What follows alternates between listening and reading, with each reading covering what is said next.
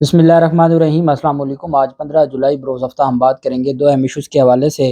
परवेज़ खट्टक के बारे में बहुत सारी बातें गर्दिश कर रही थी। परवेज़ खट्टक 2 कदम नहीं 4 कदम पीछे हट गए हैं और पाकिस्तान तहरीक इंसाफ के चेयरमैन इमरान खान के खिलाफ जो स्टेटमेंट वगैरह दी गई थी, वो परवेज़ खट्टक ने उसकी तस्दीद कर दी है।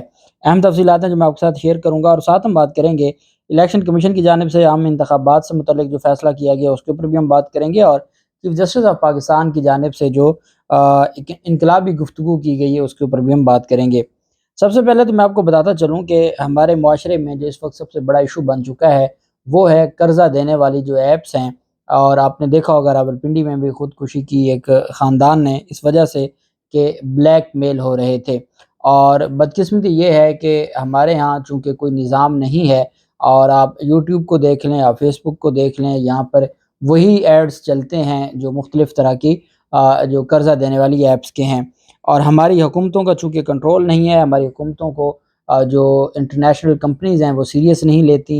पीटीए की जानिब से अगर कोई बात जाती है और उनकी जानिब से कोई शिकायत जाती है तो उसके ऊपर जो इंटरनेशनल कंपनीज़ हैं वो घास डालने को तैयार नहीं होती। अगर हम भारत की बात करते हैं तो जितनी बड़ी कंपनीज़ हैं आईटी की, वहाँ जो मेजर पोस्टें हैं वो इंडियन लोग बैठे हैं, तो वो अपने जो इश्यूज़ हैं उनके मुताबिक वो उनकी कंपनीज़ हैं, उनमें वो जो चीज़ों को देखते रहते हैं। हमारे यहाँ दुनिया कहाँ से कहाँ पहुँच गई और हम भी आज भी वही 80s वाली और 70 वाली सियासत कर रहे हैं और हमारा जो मेंटालिटी है आज भी नहीं बदली। एफआईए की जानिब से इस्लामाबाद में जो ऑनलाइन कर्ज़ा ऐप का बिज़नेस चलाने वाले लोग थे, उनको गिरफ़्तार किया गया था। 42 साला शहरी की खुदकुशी के मामला पर गिरफ़्तार 9 मुलज़मान को 4 रोज़ा रिमांड पर एफआईए के साइबर क्राइम सेल के हवाले कर दिया है। जुडिशल मजिस्ट्रेट मुज्तबा उल हसन की अदालत में पेश किया गया। मुलज़मान में 2 कॉल सेंटर के नुमाइंदे, 3 team leader, 2 quality team leader और 2 ऑपरेशन मैनेजर थे। गिरफ्तार मुलज़मान में मुआज़ तालिब, काशान बशीर, अब्दुल्ला, वहीद, मोहम्मद बिलाल, हसनैन सदाकत, मोहम्मद अहमद, इफ्तिखार अहमद, इफ्तिखार रज़ा और हार्ज़िक अब्बासी थे। एफआईए साइबर क्राइम सेल के तफ्तीशी अफसर ने 14 रोज़ा जिस्मानी रिमांड की इस्तदा करते हुए कहा कि फ़ाइनेंशियल सर्विसेज और सरमाया माइक्रो फाइनेंस मुलाजमीन मुख्तलिफ कंपनियों के मुलाजमीन और आवाम को ब्लैकमेल करते थे और उनकी ब्लैकमेलिंग और धमकियों से तंग आकर मोहम्मद मसूद ने खुदकुशी की।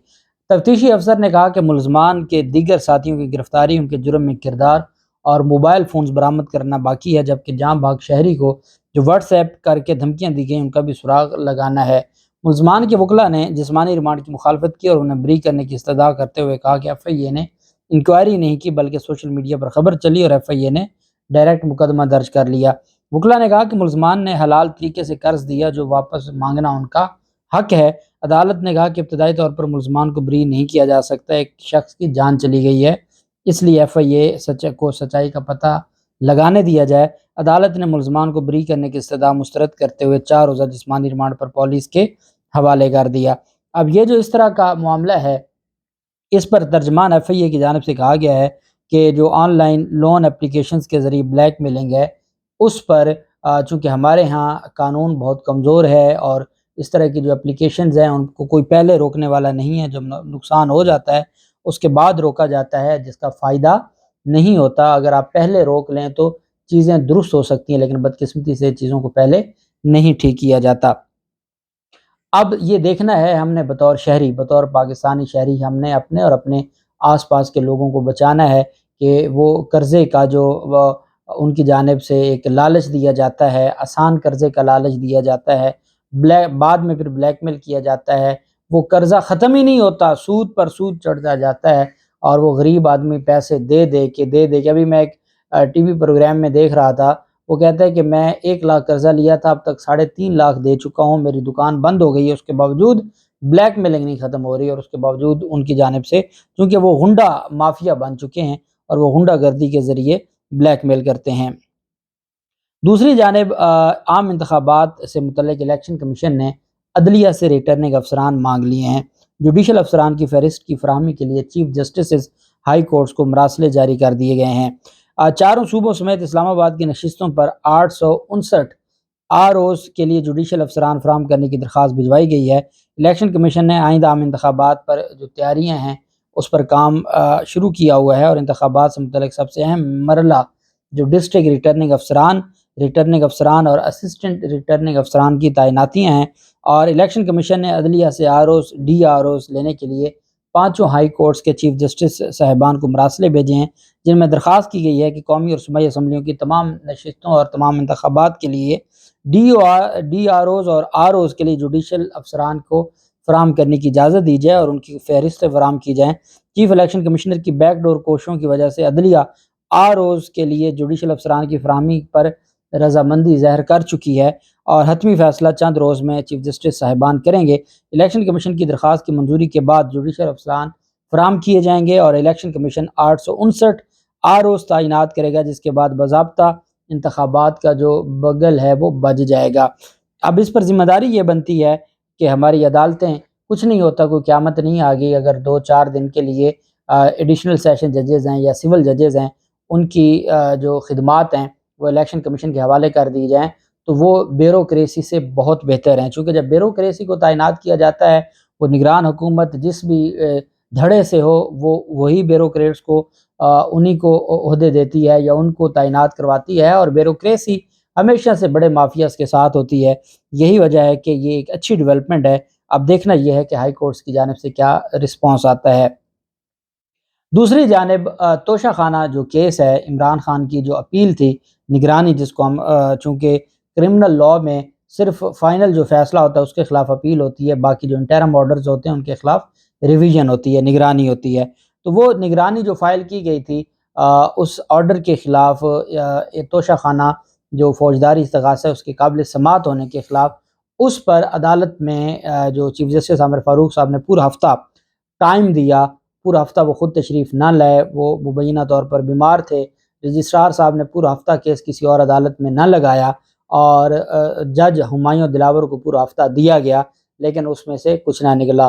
الٹیمیٹ جو معاملات ہیں وہ کسی اور طرف چلے گئے، الیکشن کمیشن کو نظر آ گیا ان کا کیس کمزور ہے، الیکشن کمیشن نے مزید 5 گواہان کی ایویڈنس کے لیے رجوع کیا اور عدالت میں درخواست دائر کی، اس میں پھر ابھی بحث ہونی ہے اور یہ سارا سلسلہ آگے چلنا ہے۔ الیکشن کمیشن کو پتہ چل گیا کہ اب ہمارا کیس بہت کمزور ہے اور ہمیں 5 مزید گواہان کو عدالت کے سامنے پیش کرنا ہوگا، اور اس سٹیج پر وہ پیش کر سکتے ہیں یا نہیں کر سکتے یہ ایک الگ ایشو ہے۔ 8 جولائی کا فیصلہ ہے، 8 جولائی کے فیصلے کو چیلنج کیا گیا ہے، اور 17 جولائی کو وہ کیس سماعت کے لیے مقرر کیا گیا ہے عامر فاروق صاحب کی عدالت میں۔ اب آپ اندازہ لگا لیں کہ 10 دن ہو گئے، 10 دن بعد ایک سٹے اپلیکیشن پر بحث ہوگی، اور چونکہ الٹیمیٹ اس کے اوپر جو سٹے اپلیکیشن ہے اس پر سٹے آرڈر ہو جانا ہے، ہر صورت میں ہو جانا ہے، تو اسی وجہ سے انہوں نے سارے معاملے کو 1 ہفتہ 10 دن دیے کہ جج ہمایوں دلاور صاحب آئین اور قانون کے مطابق کچھ کریں گے، لیکن کچھ نہ ہوا۔ Law and justice commission of Pakistan کے زیر اہتمام آبادی اور وسائل کے عنوان سے جو کانفرنس تھی، اس میں آج اختتامی گفتگو فرمائی ہے چیف جسٹس آف پاکستان نے۔ انہوں نے کہا کہ ملک کی بہتری کے لیے خواتین کو بااختیار بنانا ہوگا، خواتین کو اپنے بنیادی فیصلے لینے کے لیے آزادی ہونی چاہیے۔ آبادی، بچوں اور خواتین کے حوالے سے کچھ اعترافات کرتا ہوں۔ انہوں نے کہا کانفرنس کا انعقاد جس مقصد کے لیے کیا گیا، اچھی بات یہ ہے کہ حکومت اس سے بخوبی آگاہ ہے، پالیسیز موجود ہیں اور حکومت اس کا شعور رکھتی ہے۔ میں ایک ضعیف العمر پرانے خیالات رکھنے والی شخصیت کا مالک ہوں۔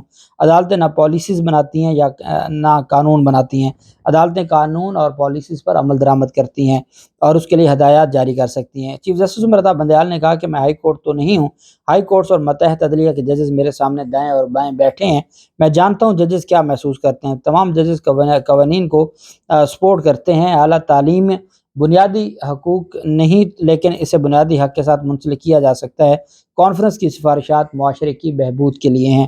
انہوں نے کہا ملک بھر سے آئے کانفرنس کے شرکاء کانفرنس سے پیغام لے کر اپنے علاقوں میں جائیں گے، ملازمت سمیت خواتین کو فیصلہ سازی کا مکمل حق ہونا چاہیے۔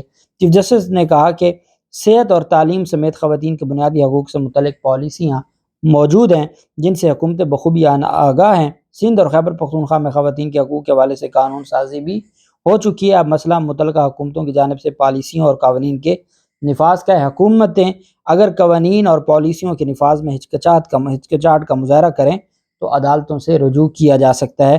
اسی وجہ سے آنریبل چیف جسٹس صاحب، آپ کی عدالت سے رجوع کیا گیا تھا، آپ نے ایک فیصلہ محفوظ کیا تھا اور وہ تھا ریویو ایکٹ کے خلاف۔ اور پھر آپ نے جو نظر ثانی کی درخواست الیکشن کمیشن کی اس کو سننا تھا. آپ نے الیکشن کمیشن کی نظر ثانی کو بھی پینڈنگ رکھا. وہ محفوظ فیصلہ آپ نے 1 ماہ سے زائد ہو گیا وہ سنایا نہیں ہے. انتخابات ہوئے نہیں ہیں. 14 مئی کا جو آپ کا فیصلہ تھا اس پر عمل درآمد ہوا نہیں ہے. کسی ایک افسر کے خلاف کارروائی ہوئی نہیں ہے. اور پھر آپ کہیں جی کہ اگر کہیں کوئی ادا حکومت ہچکچاہٹ کرے، آپ کو محسوس ہو کہ حکومت ہچکچا رہی ہے کسی بھی پالیسی یا قانون پر عمل درآمد کے لیے، تو آپ عدالتوں سے رجوع کر سکتے ہیں. آپ نے اپنے کنڈکٹ سے عدالتوں سے اتنا اعتماد لوگوں کا اٹھا دیا ہے کہ لوگ شاید ہی اب عدالتوں سے رجوع کریں. پرویز خٹک کی جانب سے چونکہ پچھلے 24 گھنٹوں سے ایک سٹیٹمنٹ گردش کر رہی تھی کہ عمران خان میرے مقابلے میں الیکشن لڑ لیں تو یہ ہو جائے گا. ساتھ ان کی جانب سے کہا گیا کہ پاکستان تحریک انصاف یا عمران خان 9 مئی میں ملوث تھا فلاں فلاں. سب سے پہلے تو پرویز خٹک کے بیٹے نے ان چیزوں کی تردید کی کہ میرے والد سے منسوب غلط باتیں میڈیا پہ گردش کر رہی ہیں جس کا حقیقت سے کوئی تعلق نہیں ہے. ان کو پتہ ہے کہ عمران خان کی مخالفت کر کے وہ کسی صورت بھی خیبر پختونخوا میں اگر آپ اپنی الگ جماعت بھی بنا لیں تو آپ کچھ نہیں کر سکتے. یہی وجہ ہے کہ ان کی جانب سے پہلے تردید آئی. پھر پرویز خٹک نے کہا کہ جو میرے حوالے سے نیوز سرکولیٹ کر رہی ہے میری سٹیٹمنٹ کے حوالے سے وہ جھوٹی ہے، اور اگر کوئی چیز ہوگی تو میں خود بتاؤں گا. میرے حوالے سے مس لیڈنگ انفارمیشن نہ دیں. یہ ان کی جانب سے یہ جو تمام سٹیٹمنٹس تھیں ان کے بعد پرویز خٹک 2 قدم نہیں 4 قدم پیچھے ہٹ گئے اور عمران خان کے حوالے سے جو سٹیٹمنٹس تھیں ان سے پیچھے ہٹے. اور آج ایک اور خبر گردش کر رہی تھی کہ جی وہ ایک نئی جماعت بنا رہے ہیں اور اس حوالے سے اسلام آباد میں مشاورت مکمل ہو گئی، اب خیبر پختونخوا میں مشاورت ہوگی. یہ شوق بھی پورا کر لیں اور اچھی بات ہے، کمپٹیشن ہونا چاہیے. اللہ پاک پاکستان کا ہمیں ناصر ہو. بہت شکریہ. اللہ حافظ. پاکستان زندہ باد.